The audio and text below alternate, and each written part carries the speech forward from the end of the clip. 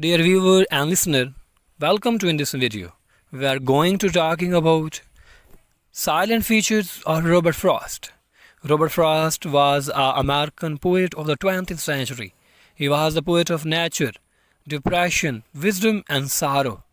And he was the poet of laureate, poet of Pulitzer Prize winner and also honored by the US Senate. How? We will discuss in sequence. So, Robert Frost was born in San Francisco, but his family moved to Lawrence in 1884 following his father's death. In 1894, the New York Independent accepted his poem entitled My Butterfly, launching his status as professional poet with a check for $15.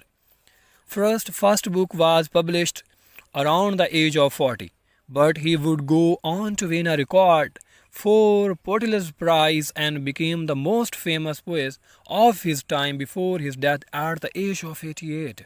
Over the next 8 years, however, he succeeded in having only 13 more poems published. In 1912, he took his family to England where he found more professional successes. There he had two books published, A Boy's Will 1913 and North of Boston 1914, which established his reputation so that his return to the United States in 1915 was as celebrated a literary figure. So, on his 75th birthday, the UN Senate passed a resolution in his honor which said his poems have helped to guide American thought, humor, and wisdom. In 1955, at the presidential inauguration of John F.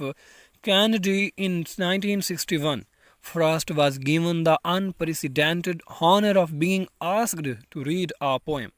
He recited the gift outright, which Kennedy had originally asked him to read. Though Frost allied himself with no literary school or movement, the Imaginists helped at the start to promote his American reputation. In the first two volumes, Frost included not only his affection for New England themes and his unique blend of traditional matters, but also his use of dramatic monologues and dialogues. Mandingwell, the leading poem in North of Boston, described the friendly argument between the speaker and his neighbor as they walk along their common world, replacing fallen stones. Their different attitude toward boundaries offers symbolic significance typical of the poem in these early collections. Several new qualities emerged in Frost's work with the appearance of the New Hemisphere 1923, particularly a new self-consciousness and willingness to speak of himself and his art. Some of these poems are in the form of epigram, fire and ice. For example, one of the best known epigram, spectacle on the means by which the world will end. Frost's most famous perfect lyric, stopping by woods on a snowy evening, it also included in this collection. The poem portrays a speaker who stops his life in the midst of a snowy woods only to be called from the inviting gloom by the recollection of the practical duties. Most critics. Most critics acknowledged that Frost poetry in the 1940 and 1950 grew more and more abstract and symbolic. Frost poetry is revered to this day.